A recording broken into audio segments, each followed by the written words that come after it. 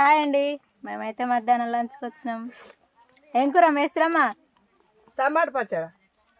పచ్చకారం మిరపకాయలు ఎర నీకు వస్తున్నావు ఇక టమాటా పచ్చడి వేస్తున్నావు. పుణ్యానికి వచ్చిన మిరపకాయలు ఉన్నాయి. మంట రామ్లక్క కర్రీ సరే. ఏం కూర అంటే సరే అంటావు కదనా? గుడ్డు చేసా గుడ్డ ఎగ్గు రైస్. ఎగ్గు రైస్ మాది. టమాటా ఉల్లిగడ్డ. ముత్తలక్క మా ఫ్రెండు ఎక్కడా? చికెన్ చేసిన అక్కడ పోయినావు.